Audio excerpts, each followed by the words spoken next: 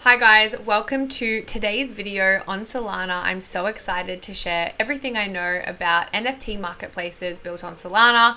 I think it's one of the biggest things that are going to propel Solana forward as a household name. It already is. And I don't know if you guys have seen, but the market kind of took a correction last week and Solana just still kept on flying. It is going so strong. And I do believe it's because of the NFT marketplaces and the opportunities that are just around the horizon or just around the bend. So firstly, I'm not a financial advisor. This video is purely for educational purposes only. I will be breaking down today's video into sections and you can skip to those sections in the timestamps below. So firstly, I'm going to run down some fundamentals on Solana. I'm not the type of YouTuber that's going to just throw you figures and throw you projects. I'm going to let you know how this coin works because it's always important to understand how things work. What are the fundamentals of this coin? Secondly, why you need to be paying attention to Solana, how NFTs could launch Solana higher, and some issues with Ethereum and how Solana can solve those issues and propel NFT marketplaces to a more wider audience, and also how to set up a Solana wallet. I'm going to be showing you some options to use for a Solana wallet and also how to connect your Solana wallet to a NFT marketplace built on Solana, and also some final thoughts about how Solana can also enhance NFTs because it's going to be cheaper. If you like the video, please hit the like button and subscribe to the channel. If you have any questions or thoughts or opinions, please let me know in the comments. I love reading your comments. Please let me know below. All right, let's get started. Okay, so let's go into some of the fundamentals of Solana and what makes Solana so special. So Solana is scaling crypto to the masses. It is up there as one of the fastest blockchains out there. It uses proof of stake mechanism with time-stamped transactions to maximize efficiency. So it combines proof of stake with proof of history. Now, proof of stake is what Ethereum is going to be using, or it's on its way to be using. A lot of other cryptocurrencies use proof of stake because it's a lot more environmentally friendly than proof of work, which is what Bitcoin uses. So the secret sauce in Solana is combining this proof of stake with proof of history. So with its native scalability, the Solana blockchain is inherently fast and operates more cost effectively than most other established blockchains. Solana is a single blockchain layer 1 protocol, so it's similar to Bitcoin, it's similar to Ethereum, but it has been built to scale more efficiently and doesn't need to delegate operations to layer 2s. So for example, you have Ethereum, which is using Polygon as a layer 2 scaling solution, but Solana never has to do that because the scaling solution is already in the layer 1.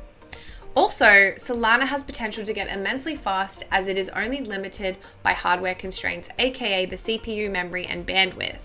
So if you read more into their white paper, they go into how its main limitation is the hardware constraints, which is crazy. There's so much more limitless power or potential of Solana. Okay, so Anatoly Yakovenko, the CEO of Solana, so the heart behind this whole entire project. So I find this story really awesome. He confesses that during a self-described caffeine-induced fever dream at 4 a.m., I swear so many genius ideas come in the midst of the night when you can't sleep, Anatoly Yakovenko came up with the idea of proof of history, so creating a decentralized clock on the cryptocurrency blockchain. Now, I thought about really trying to break this down to a more understandable level, but it's a very complex concept and it's really hard to try and even get your brain around. But basically, he has a really good, efficient way of time stamping transactions. So it's on this decentralized clock. So he also is quite a successful guy. He's worked for Qualcomm in telecommunications, Mesosphere, and he's also worked for Dropbox. So this is the brains behind Solana project. Okay, so just some information about the tokens for Solana. It has a circulating supply of over 290 million and a total supply of over 500 million. If you're looking to buy or sell Solana, Binance is currently the most active exchange. That's where I'm buying my Solana. You can buy Solana at most prominent exchanges. It should be readily available. I would be very surprised if one of the main or popular exchanges didn't have Solana. So some of the risks associated with the coin is currently there is over 200 million coins that are not in circulation yet, and they could be dumped on the market. So coins held by founders and the Solana Foundation that could be dumped on the market. So this is always a risk. And when there's a large amount of supply that's suddenly put into the market, this can create some downward pressure on the price. So yeah, just some risks to keep in mind if you are planning on buying the coin. Okay guys, so I really want to go into why I feel like Solana is a superior blockchain to build NFT marketplaces on. So firstly, I don't know if you guys have been to OpenSea and actually tried to participate in buying NFTs, but the gas fees can be so crazy that it sometimes just makes the transaction not worth it. So NFTs are way too expensive on Ethereum. Secondly, this kind of like creates a situation that only like the super rich or only people with like heaps of Ethereum are going to be able to participate in NFTs. And we don't really want that. So people with limited budgets, so say you only have a budget of like 50 or 200 or whatever it may be at smaller budgets, like these people can't participate in NFTs, or they're limited by this participation, or they're limited to participate. So because of the crazy gas fees, buying an NFT at those prices probably isn't worth it. And lastly, like if you hold Ethereum, there's just a better chance that during the bull run, your Ethereum is going to increase in price, that you might as well just keep holding your Ethereum. And I've experienced that. Like it's more likely that I'm, gonna make more gains overall holding my Ethereum than buying this NFT, because paying gas fees is going to be eating into any gains that I actually make. So this is something to, really think about. And I'm going to go through right now on OpenSea trying to buy an NFT and the current gas fees that you might experience. Okay guys, I'm on OpenSea. I found this tokenmon that I really want. It looks like Bulbasaur, but it's got a baseball t-shirt on it. I really want it. And it's part of a collector's items list. So, I really want to buy this NFT. So I'm going to go yes, and then I'm going to go check out. You can see that the price is around $800 for this NFT, and it's going to send a notification to my MetaMask, and it's going to give me a price for this transaction. Now the transaction is $100. So I'm paying over $900, almost $1,000 USD for this NFT. So that's a lot of money. $100. That's over 10% of the actual cost of this NFT. So for me personally, I'm not going to pay that. I don't want to pay that. I'm going to reject this transaction. So we can also see that in the burn leaderboard, like where most Ethereum is being burned from transactions is from OpenSea. It's from NFTs. Over in the past 24 hours, nearly 2,000 Ethereum has been burnt. That's so much money in transaction fees. That's insane to me. That's crazy.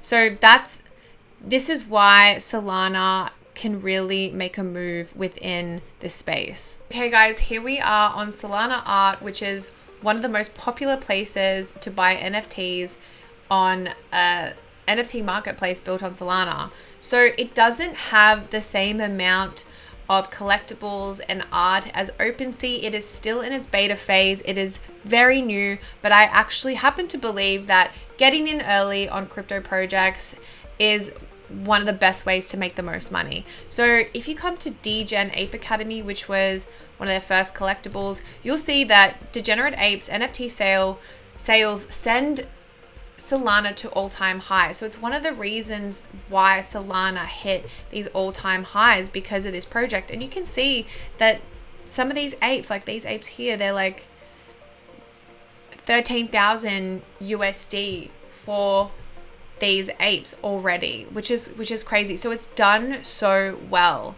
And I think that it's worth coming to Solana Art and having a look to see what kind of projects they've got going on, and following them, like going to their Twitter accounts and following them and seeing what projects are coming up and seeing what's going on in the community. I think it's really wise to get involved early and look for opportunities.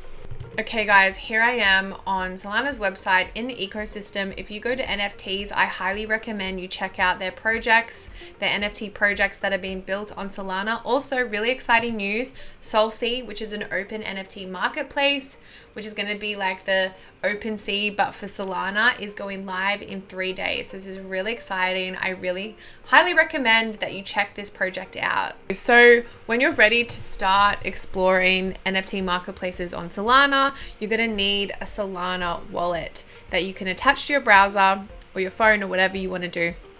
So there's two places where I've come across where you can create a wallet, and that's Solflare and also Phantom. I will be creating a wallet with Phantom, so I'm going to go add to Chrome or add to Brave.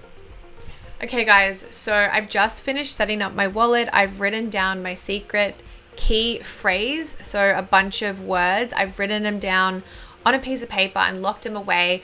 I've set up a password. My wallet is completely set up.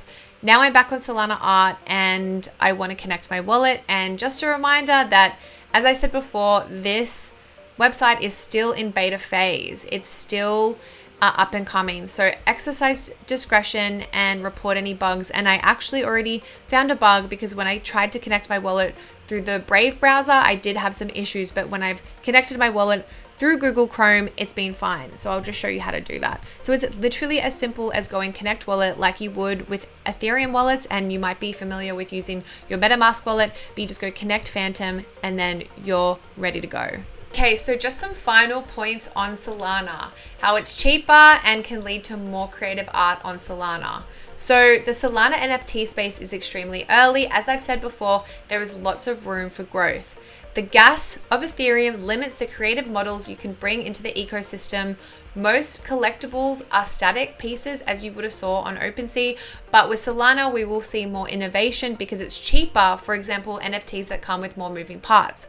Also, Solana's lower fees and transactions allow for more unique types of NFTs, new models of gamification that struggle to exist on Ethereum. So thanks for tuning in today, guys. I hope that you've learned a lot. If you liked this video, please hit the like button. Please subscribe to the channel. Please leave a comment. Let me know what you think, and I'll see you next time.